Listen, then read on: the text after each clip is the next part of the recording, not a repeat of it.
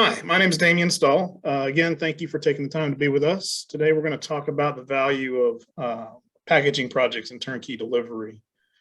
I'm the Vice President of Polytron. I've been here for 30 years. I've been able to enjoy delivering engineering and project management within the food and beverage industry at Polytron for all of that career, all those 30 years.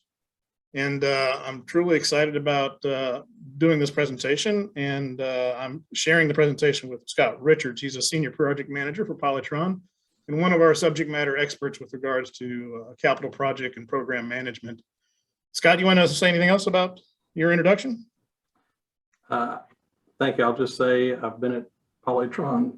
I've been at Polytron for 22 years now, and I've worked a variety of industries and customers, and look forward to sharing this presentation. Thank you. Great. Okay, so we'll get to it. Here's the brief agenda. We're going to do a quick overview of Polytron and then get to the meat of the presentation. Focus on program and project management. Scott will talk about object-focused methodology approach that we use.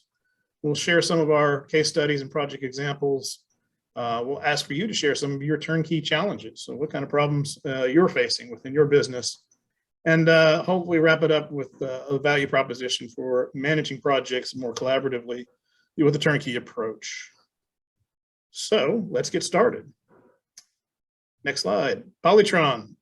We've been doing this for 40 years. We're based out of the Southeast. We have a staff of 50 plus mechanical, electrical, computer engineers, and project managers. All of our PMs are PMP focused, certified through the PMI process. And most of our engineers are PEs and CAPs. We do have a focus of machine safety, so we have some TUV certified folks. Have been awarded System Integrator of the Year for at least 2 of the last 3 sessions, 2015, 2019. And we have a myriad of associations in terms of technical activities and as well as certification within the CSI program itself. If you're not familiar with that, that's a third-party benchmarking process for system integration companies like ourselves. So again, our focus has always been on packaging and process, and we serve a community of predominantly manufacturing folks in the food, beverage, consumer products, the light chemical and life sciences arena. So if you're joining us today and you're outside some of those industries or that profile, I think a lot of what we're going to talk about is still applicable in terms of pure project management. But a lot of our examples and case studies are really going to be focused on food and beverage and consumer products predominantly. Next slide. Again, our focus is what we call the 4 walls. So this kind of looks like a sampling of we do windows, and it's really not. It's our attempt to let people know that Polytron is focusing on manufacturing within the 4 walls. We're not a focus on building, site selection, architectural, structural. That's not really our bailiwick. We're interested in helping manufacturers improve their manufacturing footprint by managing those activities within the 4 walls associated with people and process and equipment for manufacturing.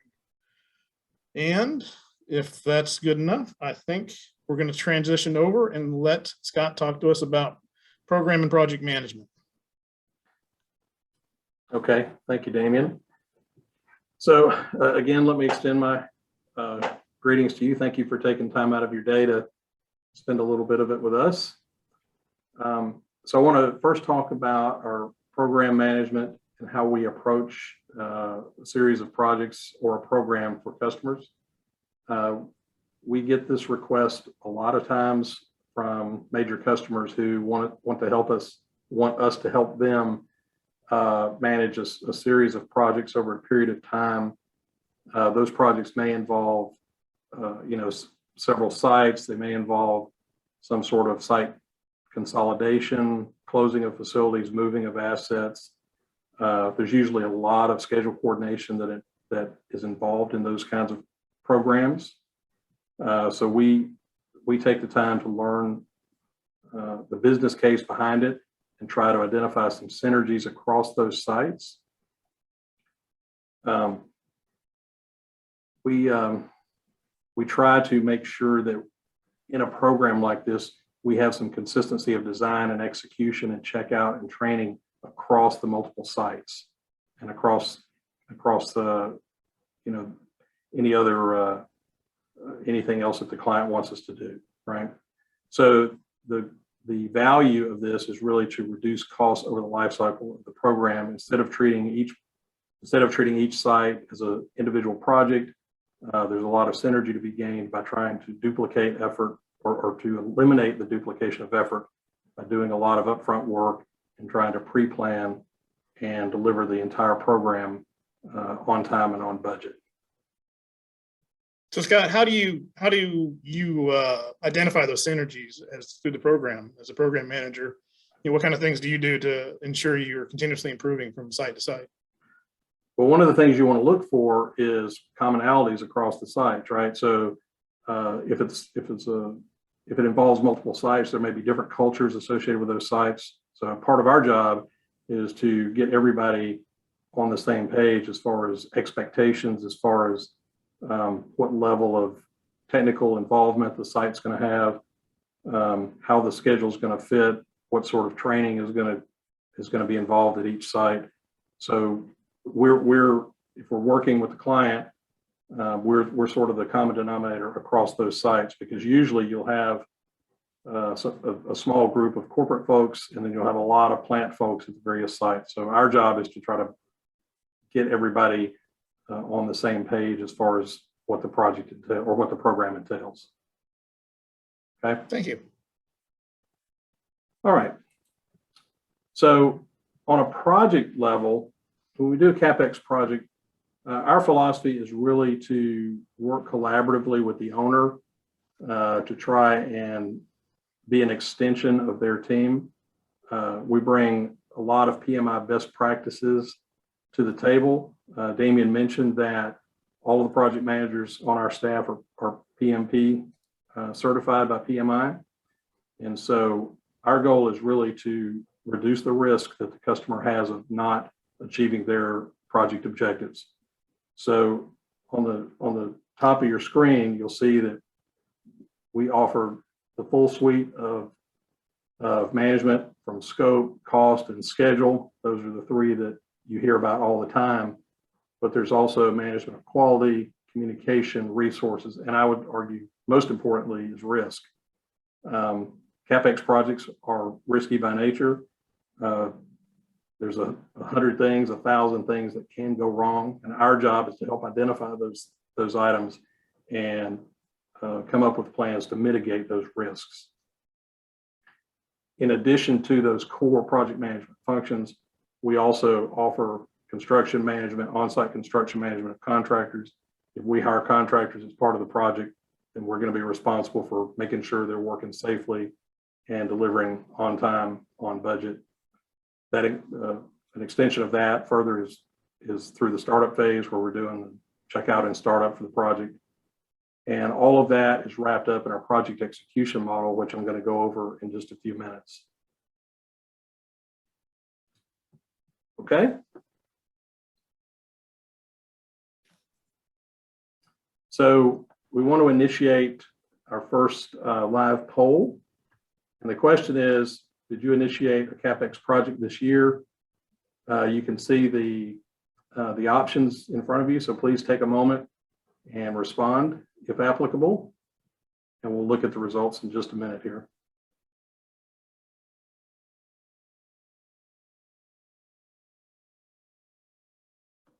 So Scott, while they're voting, have you seen any changes due to COVID with regards to your projects and or programs and how they're progressing, or what kind of things are affecting your continued project management issues? So we had a number of projects that were temporarily postponed, put on hold during the pandemic. We've seen a lot of capital projects being delayed because of the uncertainty. Sometimes they're delayed because funds aren't available or demand isn't known. So most everything on this list we have seen with our customers in the last year to year and a half.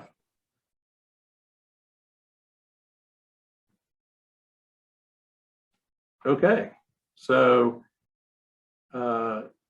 looks like we have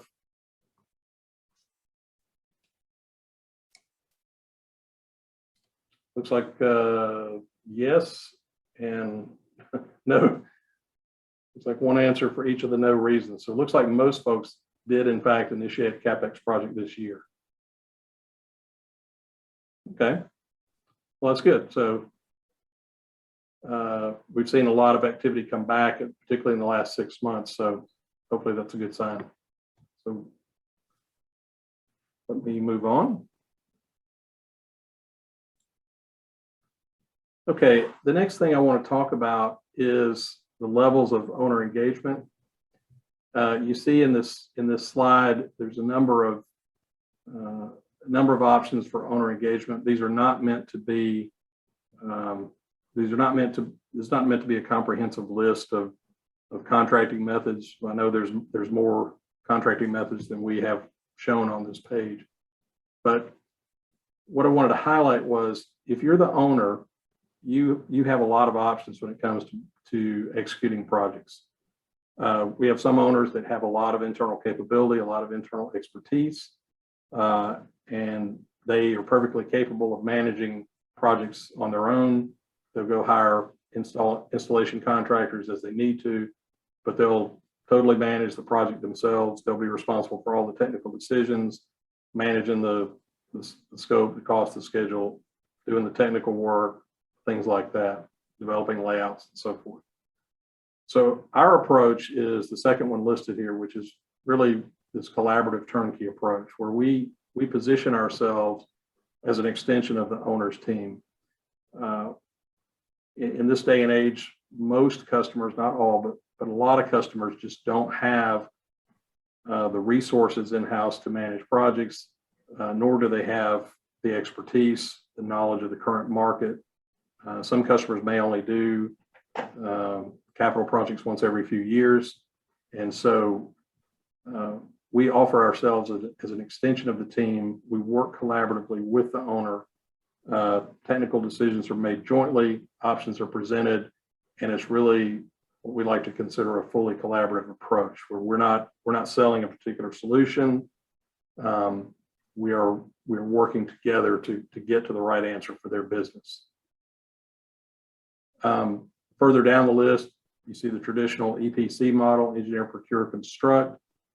That is a model that a lot of traditional A&E firms use. Again, the owner, as you move down this list, the owner generally will have less technical participation, less participation in the process. So more and more decisions are made independent of what the owner may want, because there are certain financial metrics and other things that have to be met. And then what I've listed at the bottom of this is sort of the guaranteed maximum price, where the company comes in, offers to deliver, let's say, a certain number of cases per year, certain number of bottles per day, whatever the metric happens to be, and they'll do that for a guaranteed maximum price. That usually involves construction of some sort of building as well. But again, the supplier in that case has taken a lot of risk, and so the owner has less technical participation than they would have otherwise. So these are, again, a few of the ways that owners can be engaged. It depends on what level of engagement they want. And again, our approach is really this collaborative turnkey approach. That's what we're talking about today. So let me jump to another poll, quick poll. Hey, Scott, before you leave that, tell me why is the collaborative turnkey approach, in your opinion, the better approach for folks? Well, honestly, I mean, we can all draw on our own experiences. And I can say over my career, missed expectations is probably the biggest thing that people regret at the end of a project, right? Oh, I didn't know I was getting this type of piece of equipment, or I didn't know I was not getting that. So we believe that it's important to do the upfront work, right? Spend the time on the definition up front, spend the time with the customer up front to make sure that everything is known, everything is outlined, so that at the end, not only are you getting the production metrics you want, but you're getting the equipment you want, you're getting equipment that's consistent with maybe what else you have in the building, so you're not having to spend more money on spare parts or things of that sort. I've been involved in a number of projects over the years where at the end, the customer, even though maybe the technical and financial metrics were met, the customer was still unhappy because they just didn't get what they thought they were getting. So hopefully that answers your question. Yeah, thank you. Okay, let me move to the next slide. We're going to do another quick poll where we basically ask you, do you use one of the methods that I talked about, or maybe use some other method, maybe design, bid, build, or something like that when you typically do CAPEX projects. So we'll give you a minute to click through there. And again, there's probably 10 or 15 more contracting methods we could have put on here, but we just wanted to keep it at a little bit of a higher level.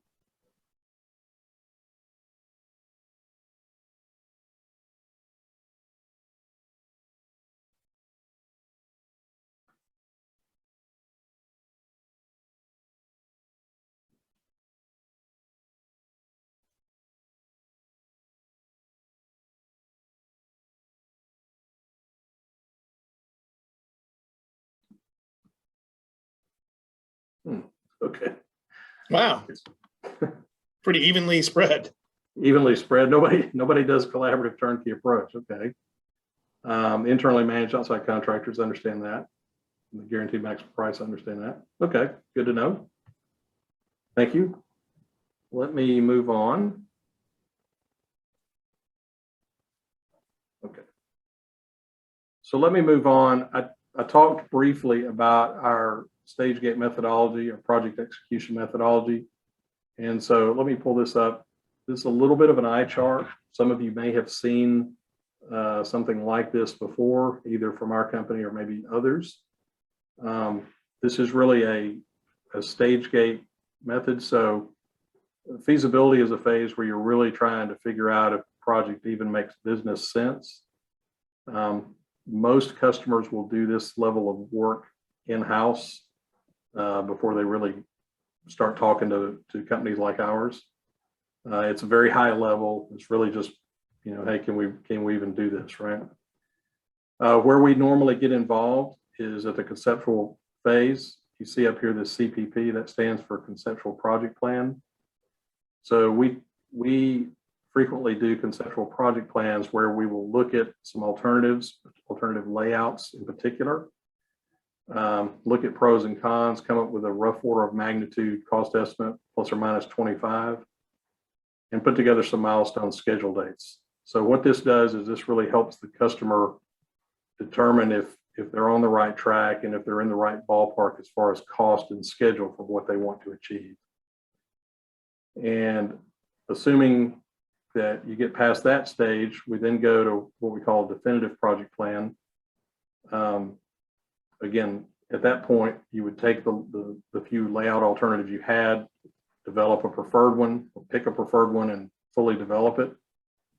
Start looking at project risks, try to get procurement grade cost estimates, and that would involve going out to the street, getting prices for equipment, getting prices for installation, what we call budgetary pricing, procurement grade pricing, and then really putting together a detailed schedule so the customer can see how the project would develop over, if it was 3 months or 6 months or a year, whatever the time frame was.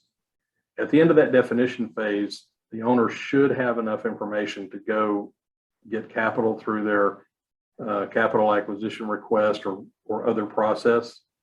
And once those funds are granted, then you move into really a design phase where you're speccing and buying equipment, you're doing detailed design, you're sending out formal bid packages, you're selecting contractors, you're doing programming, all of the things that we would consider traditional execution type activities, right? That may also involve some factory acceptance tests on equipment. So you then move into the installation phase. Again, you're doing on-site system construction, equipment installation, and so forth.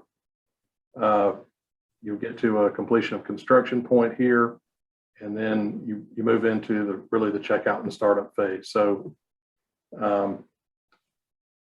installation qualification, operational qualification, process qualification, meeting final project objectives. This is where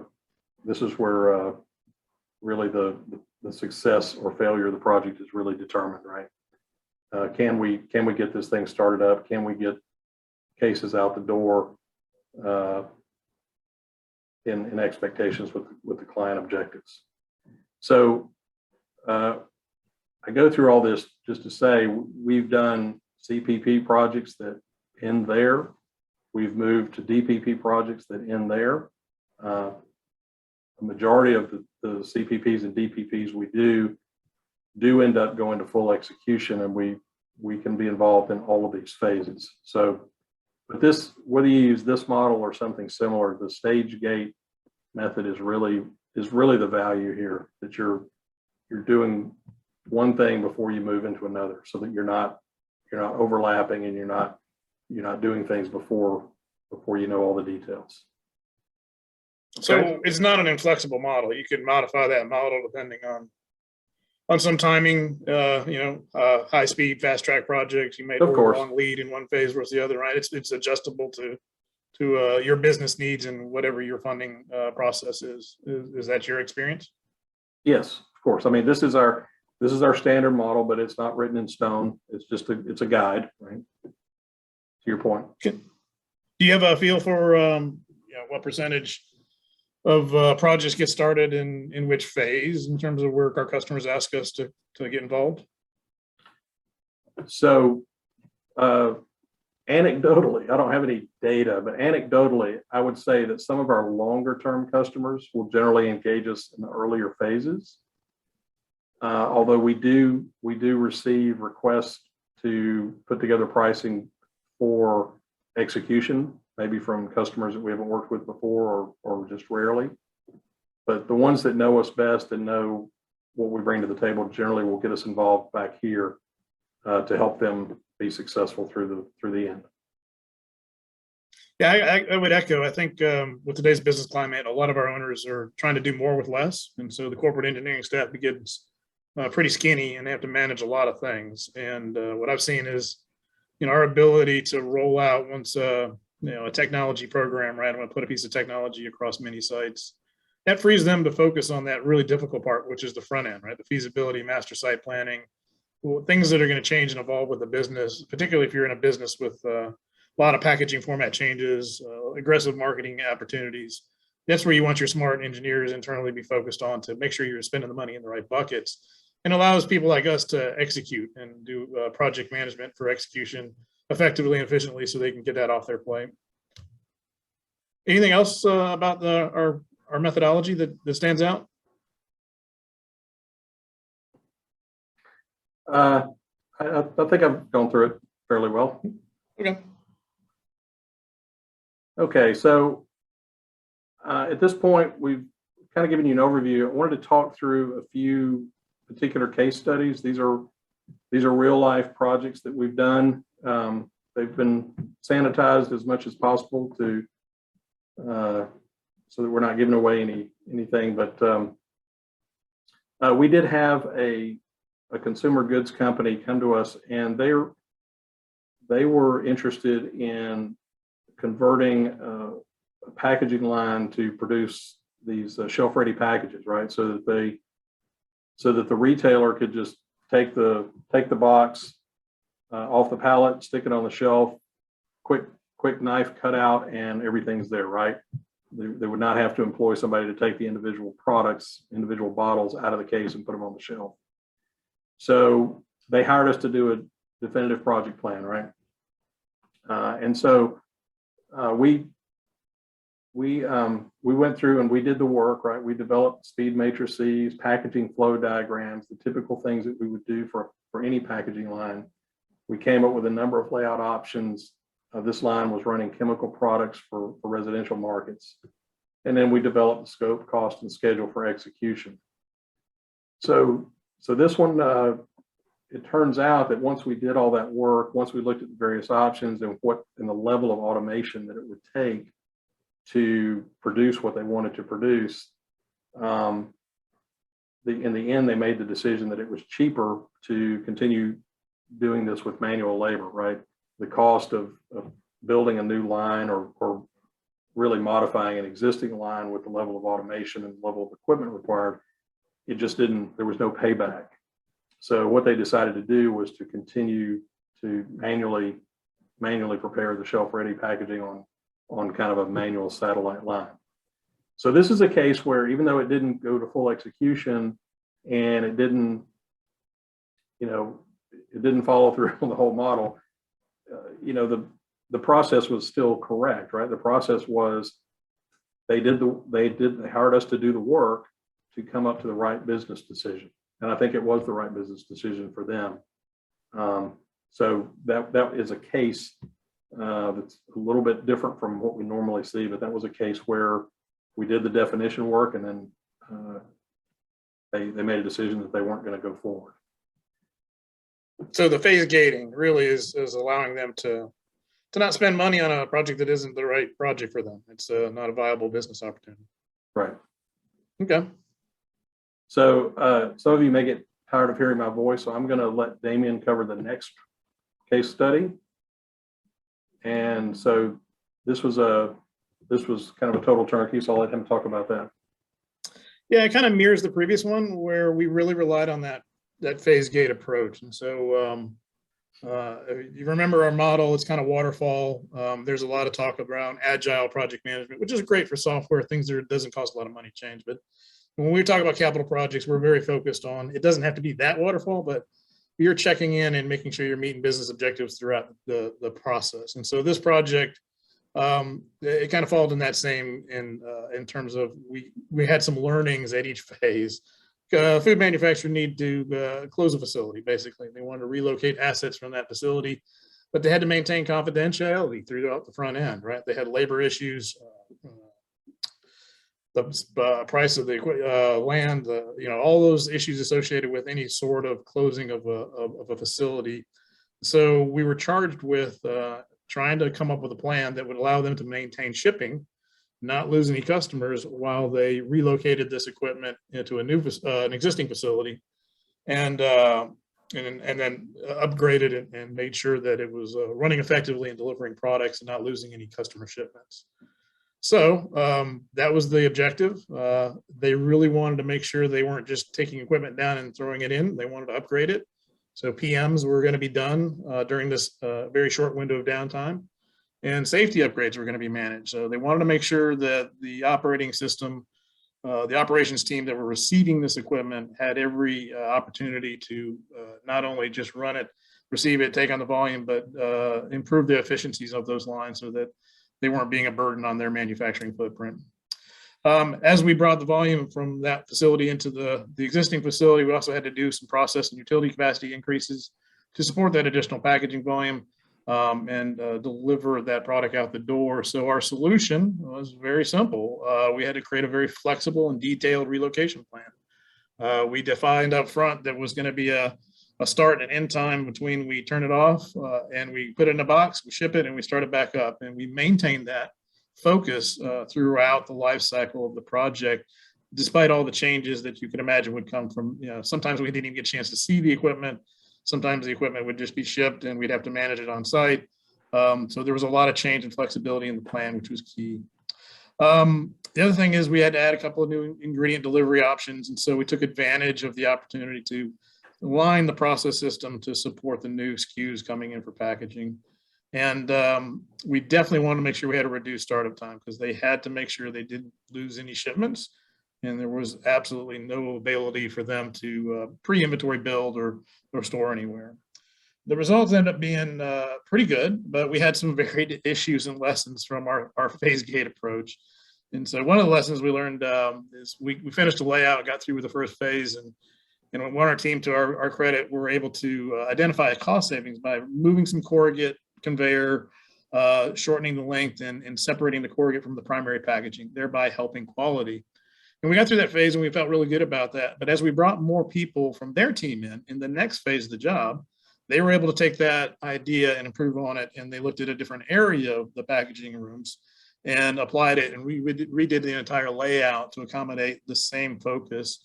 So that it was a consistent throughout the facility as we brought in these 10, 20 different packaging lines. And it really did improve the layout, and they were part of the team. And so, we wouldn't have that ability if we were, clearly on a path of the start, go, and complete without having to be able to stop, do some lessons learned throughout each phase, learn what's worked, what's not working, and apply those learnings internally. And so that's really the key. Our ability to take on this project, it was a pretty long-term project, but it really allowed our customers to focus again more on their business and master planning, what to do with the production volume that didn't come out of that facility.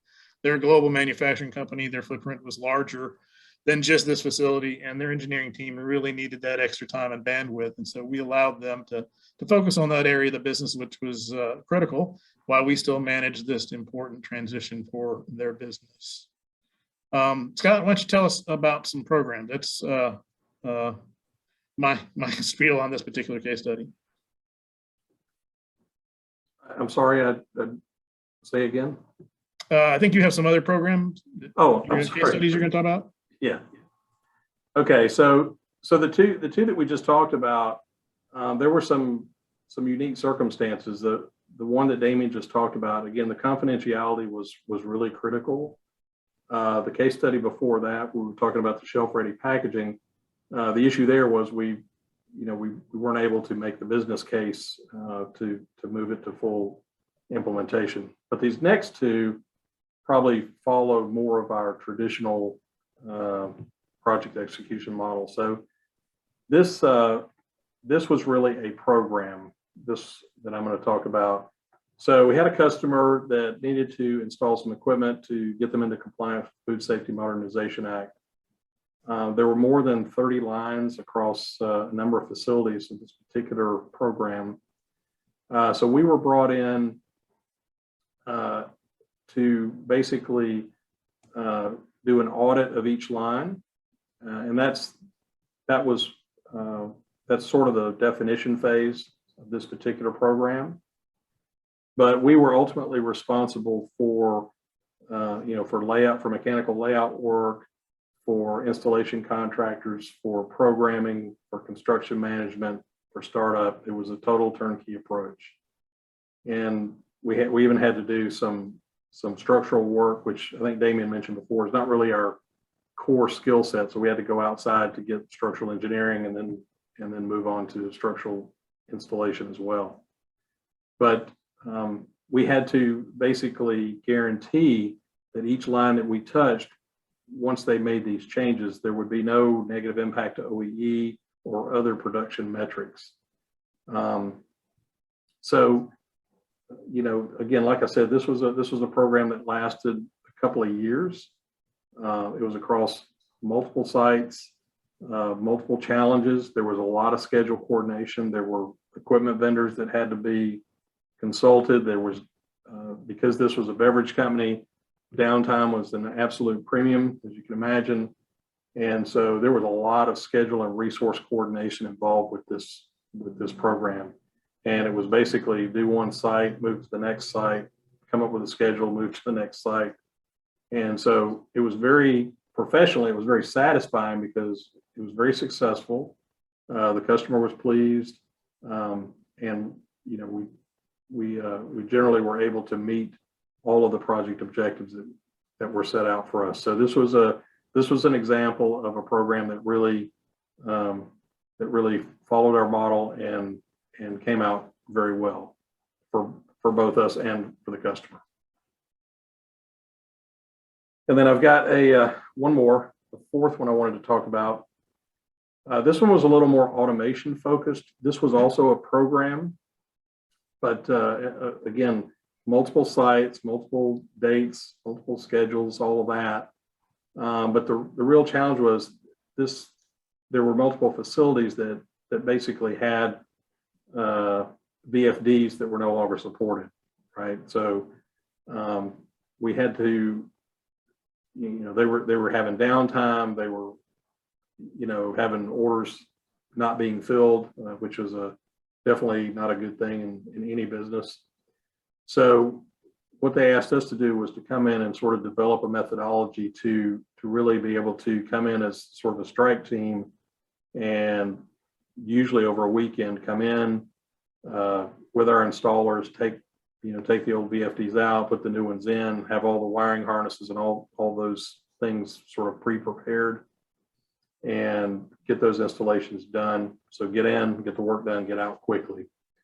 And so, again, there was a lot of schedule coordination, and there was a methodology that had to be created to facilitate people coming in and doing this work. And from a resource standpoint, we couldn't have the same people obviously doing every single one of these. So we had to have a standard agreed upon methodology that we could execute successfully. And as a result, this VFD issue basically went away. New VFDs were put in, and there was no impact. There's no real impact to production, and the customer was able to continue on as before. So again, this was a program that really kind of followed our standard methodology. Like I said, this one was a little more automation focused. It wasn't so much in the way of layouts and other mechanical things, but again, the results were the same. The pre-planning, the coordination, the collaborative approach with the owner was really critical to the success, to everyone's success, right? There's no we win and you lose. It had to be mutual success. And the way to do that, we found, was really to spend the time, spend the money up front to get a methodology and a plan that worked. Yeah, I would add the other thing is, because it was a program, right, as opposed to a series of projects, there was a real opportunity to help the customer with cash flow, right, and prioritize which sites were more important than others to manage this rollout, as well as mitigate the risk associated by having this cache of spare parts available as they were moving through that process. And so, that's one of the other values of a program versus a project, is sometimes you can take advantage of those synergies that you talked about at the beginning of this presentation by and hopefully minimize risk and help cash flow for customers as well. All right, so Damian, while you're talking, we're going to go to project delivery method and let you talk a little bit about that. Yeah, we're going to recap. All right, so we talked about, Scott talked about at the beginning, it's about collaboration and communication. That's key for us. And so, our focus is our client's experience through the CAPEX delivery and development phases.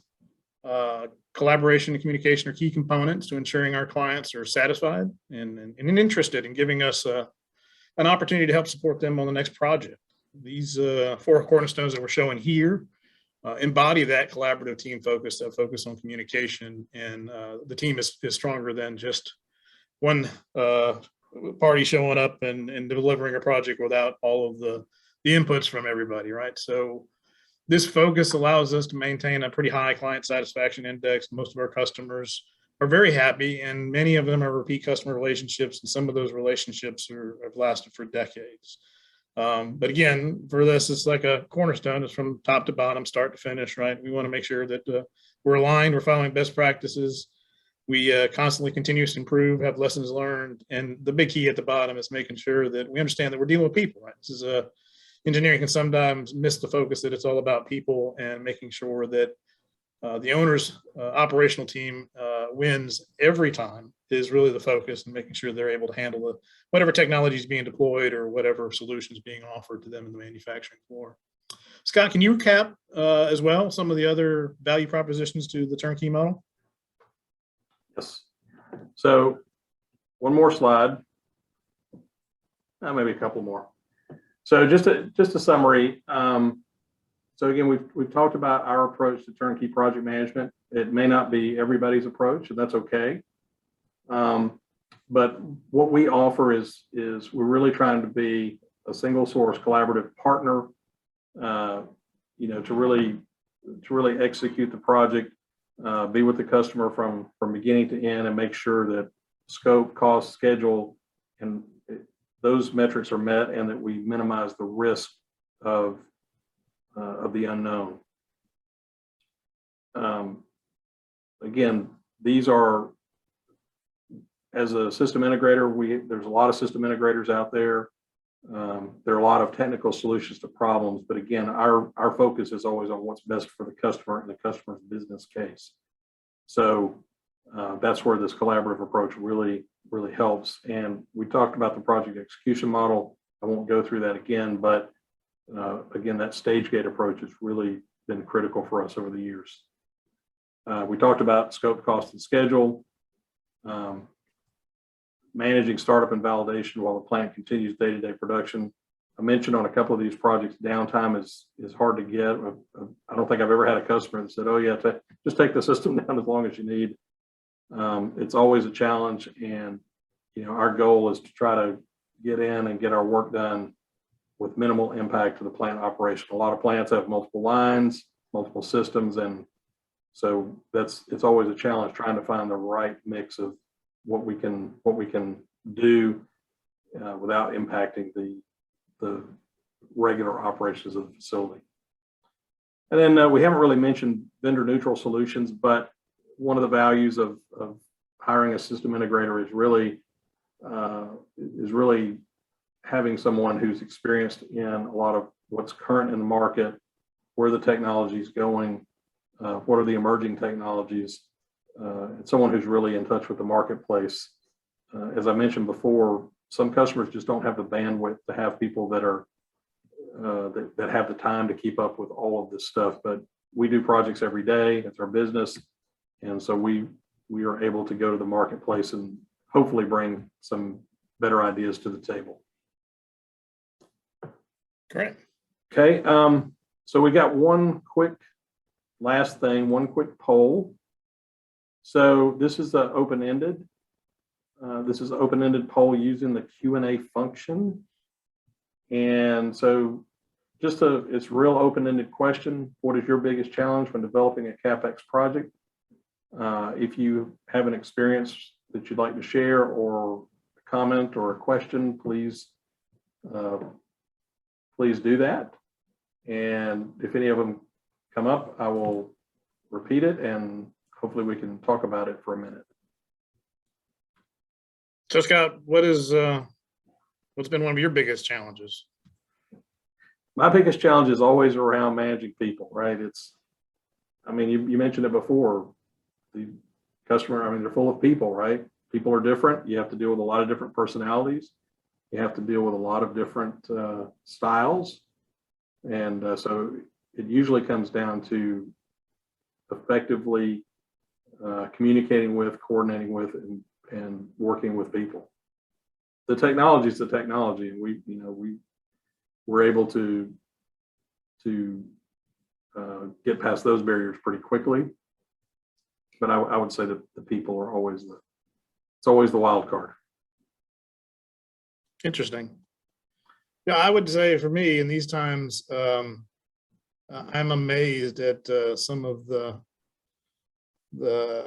resource, labor, equipment, material shortages and how it affects planning in this phase. We've got some very large OEMs and equipment suppliers that really can't give you a delivery date, and it seems to be last year it was a warning, but this year it seems to be a real reality. We're seeing some real delays that are really affecting current projects and make planning capital projects very, very difficult. So it's very, very interesting to see how this is changing, and it's changing quickly. So we do have a question, and I guess I'm the only one that can see it. The question is, how do I ensure I'm providing an accurate CAPEX number to my management team?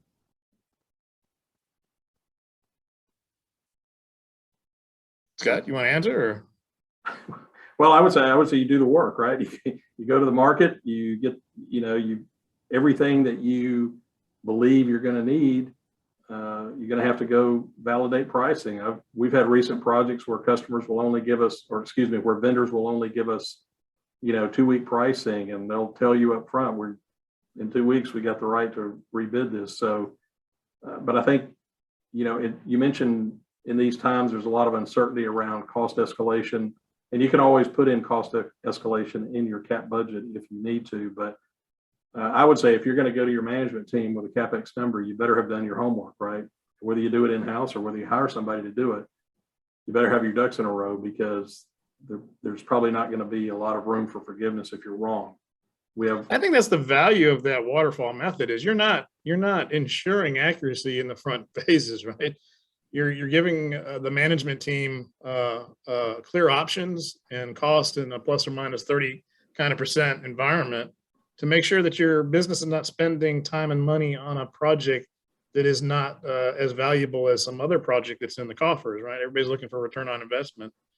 And so this approach of, it's sort of like learning how to putt, right? You don't want to putt for the hole, you want to putt for the breadbasket. And as you get closer and closer, then putt for the hole. That's how you learn how to putt. You want to try and do the same thing with your CapEx number. Make sure you set the expectation with your management team that it's at the front end, it's going to be a 30% number, and you're not going to be able to detail that down until you do the work that Scott talked about and get somebody to actually develop the scope and the cost, define the project, and get some hard numbers from contractors, which is tougher these days, but it can be done. It just takes more time. I think you'll find to deliver that CapEx number with a higher sense of accuracy is going to require more front-end engineering dollars. And if you're in a culture, if your business doesn't appreciate that front-end engineering dollar spend, it's very difficult for you to kind of deliver that accuracy. And so I can see that consternation for many of our customers, where they're having a hard time getting their management team to buy into front-end engineering dollars and the value of that time and effort spent.